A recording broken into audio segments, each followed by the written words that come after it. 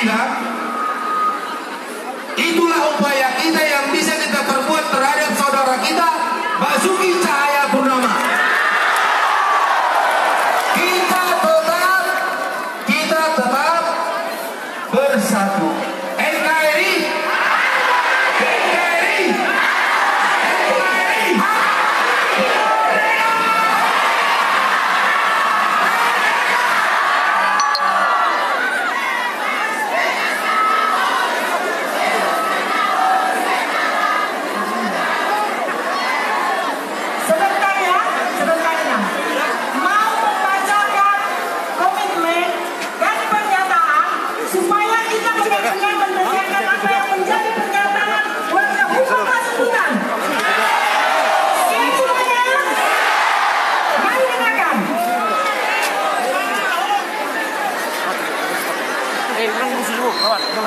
Kami undang tokoh agama dari FKUD, PGI, FUI, GP Ansor,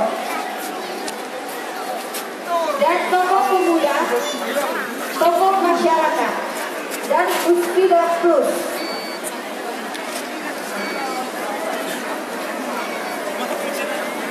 Kami persilakan waktu dan tempat.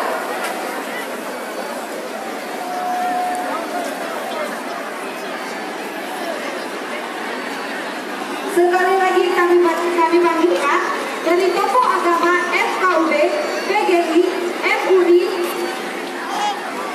KWI, GP Ansor, dari tokoh pemuda, tokoh masyarakat, dan Uspida Plus, dan juga Bapak DPRD.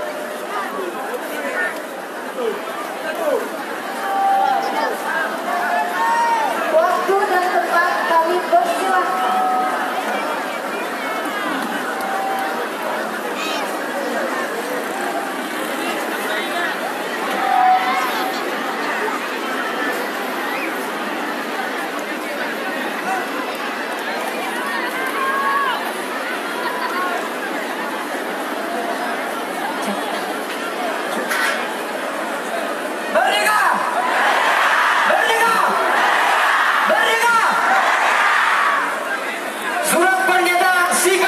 Bersama warga Humbangan Sundutan dalam rangka gerakan kebangsaan.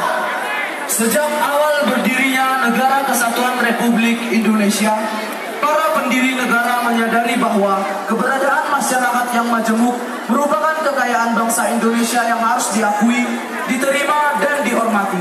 Kemajemukan dan keanekaragaman tersebut kemudian diwujudkan dalam semboyan Bhinneka Tunggal Ika. Keberagaman dan kemajuan tersebut diakomodasi dalam Undang-Undang Dasar Negara Republik Indonesia tahun 1945 yang kita kenal sebagai Konstitusi Negara. Presiden Soekarno dalam salah satu pidatonya pernah berkata, salah satu karakteristik Indonesia sebagai negara bangsa adalah kebesaran, keluasan, dan kemajemukannya. Oleh karena itu diperlukan suatu konsepsi, kemauan, dan kemampuan yang kuat yang dapat menopang kebesaran, keluasan, dan kemajemukan Indonesia. Salah satu konsepsi tersebut adalah konsepsi tentang bentuk negara Indonesia yang oleh para pendiri bangsa atas dasar pertimbangan yang matang menetapkan bentuk negara kita dalam negara kesatuan yang kemudian kita kenal sebagai Negara Kesatuan Republik Indonesia. Oleh karena itu, komitmen kebangsaan akan keutuhan NKRI menjadi suatu keniscayaan yang harus dipahami oleh seluruh komponen bangsa. Selain itu, kita tidak dapat memungkiri bahwa dalam sejarah perjalanan bangsa yang menjadi perekat dan pengikat kerukunan bangsa adalah nilai-nilai yang tumbuh, hidup, dan berkembang dalam kehidupan masyarakat. Nilai-nilai tersebut terkristal dalam sila-sila yang terkandung dalam Pancasila. Pancasila sebagai termaktub dalam pembukaan Undang-Undang Dasar 1945 diterima dan ditetapkan sebagai dasar negara. Di dalam Pancasila itulah tercantum kepribadian dan pandangan hidup bangsa yang telah diuji kebenaran dan kelampuannya sehingga sampai saat ini dan yang akan datang terus dipertahankan. Tidak ada satu kekuatan manapun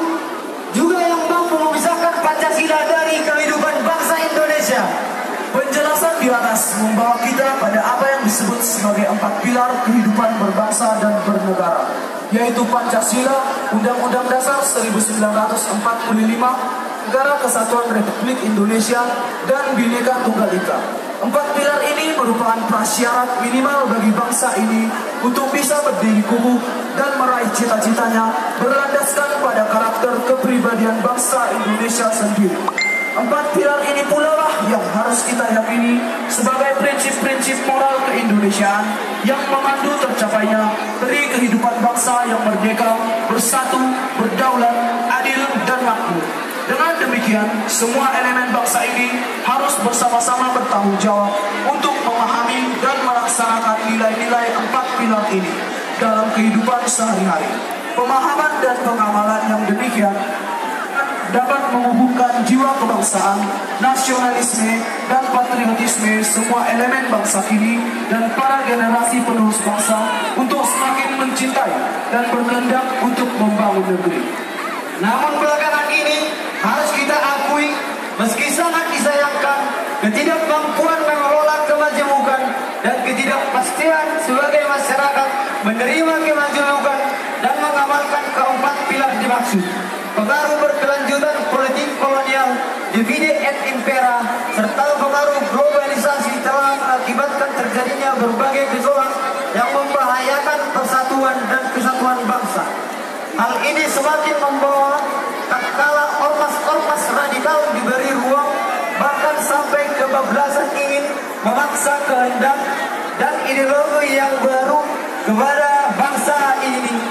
Tetap mampu menerima dan menghormati kemajemukan dan beragam perbedaan yang ada dalam masyarakat.